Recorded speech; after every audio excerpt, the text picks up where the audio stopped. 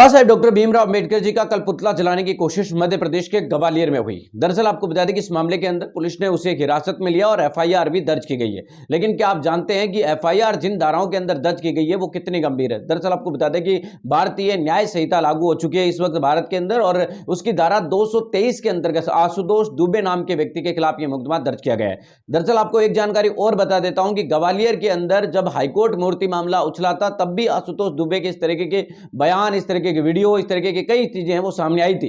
अब आपको बता दें कि आशुतोष दुबे ने बाबा साहब अंबेडकर जी का पुतला लेकर उसे अंबेडकरवाद मुर्दाबाद और बाबा साहब अंबेडकर जी को उस पुतला जलाने की कोशिश है वो करने का मामला सामने आया था। अनिल मिश्रा जो आपको बता दें कि इस आशुतोष दुबे और इनसे जुड़ा हुआ है, उनके आगे उनके द्वारा बाकायदा एक प्रेस कॉन्फ्रेंस बुलाकर के एक सार्वजनिक कहा जाता है कि वो उसका पुतला जलाएंगे और रोक सके तो कोई है वो रोक कर दिखा दे। इस तरीके की बातें खुलेआम की जा रही है। लेकिन उसके बावजूद कल भीम आर्मी और बहुजन समाज में खासतौर से आजाद समाज पार्टी जैसे संगठन देर रात को आपको बता दें कि ग्वालियर एसपी ऑफिस के बाहर धरना प्रदर्शन भी करते हैं, बड़े पैमाने पर धरना प्रदर्शन करते हैं। कई सारे लोग आपको बता दें कि पहुंचते हैं करीब 100-150, और उसके बावजूद भी आपको बता दें कि जिन धाराओं में मुकदमा दर्ज किया गया है वो बहुत ही साधारण धारा है। यह धारा आपको बता दें कि कोशिश करें तो प्रशासन के द्वारा दिए जाने वाले आदेश का उल्लंघन दिया है। एफआईआर के अंदर बाबा साहब के अपमान का या पुतला बाबा साहब अंबेडकर जी के जलाने ऐसी किसी भी प्रकार की जिक्र तक है वो नहीं किया गया। लेकिन उसके बावजूद भीम आर्मी के बड़े नेता, आजाद समाज पार्टी के मध्य प्रदेश के बड़े नेता उस एफआईआर की कॉपी को सोशल मीडिया पर पोस्ट कर रहे हैं और अपने आप को ऐसे दिखा रहे हैं कि जैसे पता नहीं उन्होंने किसकी तरफ से वो क्या कर दिया। एकमात्र धारा 223 के अंतर्गत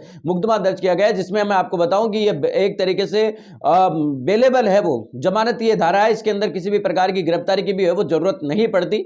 ज्यादा से ज्यादा आपको बता दें कि इस तरीके के मामले के अंदर फाइनल डिसीजन आता है तो भी प्रशासन के द्वारा या जो न्यायालय होता है उसके द्वारा मुकदमा दर्ज किया गया है जिस धारा के अंतर्गत, उसमें ज्यादा से ज्यादा जुर्माना लगाया जाता है। इसके अलावा किसी भी प्रकार की सजा का कोई प्रावधान खास तौर से नहीं होता है। हालांकि अगर प्रशासन देना भी चाहता है तो 6 महीने 1 साल की सजा उसमें मैक्सिमम होती है। हालांकि इस तरीके की सजा आपको भी पता है, परीक्षा का लाभ, इस तरीके के कई सारे कानून हमारे देश में लागू होते हैं तो उनकी वजह हो भी नहीं सकती। अब आपको बताने की कोशिश करते हैं भीम आर्मी के बड़े नेताओं के द्वारा जो सोशल मीडिया पर लिखा जा रहा है वो आप अपने ट्विटर पर देख सकते हैं। वह लिख रहे हैं कि ग्वालियर में संविधान निर्माता डॉक्टर अंबेडकर जी के पुतला जलाने का प्रयास और मुर्दाबाद करने वाले आरोपी पर भीम आर्मी और आजाद समाज पार्टी ने मिलकर धरना दिया और एफआईआर करवाकर जेल भेजा। साथ ही अगर अब ग्वालियर में मनवादी ने अपवाद किया, अपमान किया तो सीधे एनएसए की कार्रवाई होगी। मतलब अब अगर इस तरीके का कोई अपमान किया तो एनएसए की कार्रवाई होगी। अब तक जो हो गया अब उसमें कोई नहीं है। लेकिन अब साथ ही उन्होंने कहा कि मध्य प्रदेश पुलिस की जो ग्वालियर पुलिस और प्रशासन ने ऐसा आश्वासन दिया है। अब हम आपको वो एफआईआर की कॉपी भी आपकी स्क्रीन पर है वो दिखाते हैं, जिसके अंदर आपको साफ दिखाई देगा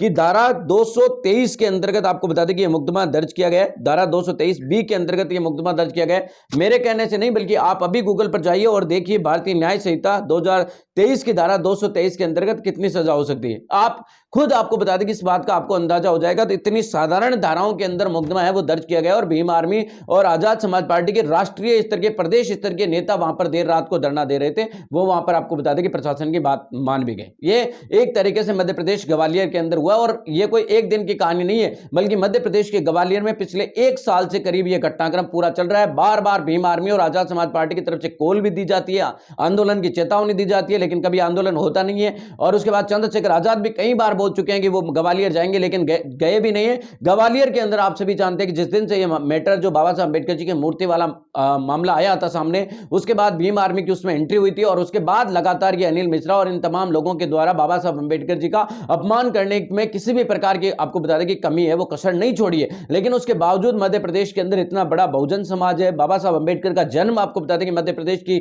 धरती पर हुआ है। आज वहां पर खुलेआम बाबा साहब अंबेडकर जी के पुतला जलाने तक की आपको बताने की कोशिश है वो की गई है, और जो अपने आप में बहुत ज्यादा शर्मनाक और आपको बताने की कोशिश करें तो बहुत ही भयावह ये घटना है, जो अपने आप में दर्शाती है कि बहुजन समाज के संगठन भी आपको बता दें कि किन धाराओं के अंदर है वो खुश हो जाते हैं। ये बहुत ज्यादा आपको बता दें कि चिंता का बात है, क्योंकि राजनीति अपनी जगह, चुनाव अपनी जगह, लेकिन बाबा साहब अंबेडकर जी का सम्मान हमारे लिए अगर उनसे पीछे नजर आता है तो कहीं ना कहीं हम पीछे अपने जो मूल ढांचा है उससे पीछे छूटते नजर आ रहे हैं, अपनी जो मूल सिद्धांत है उससे पीछे छूटते नजर आ रहे हैं। आपकी प्रतिक्रिया क्या है? कमेंट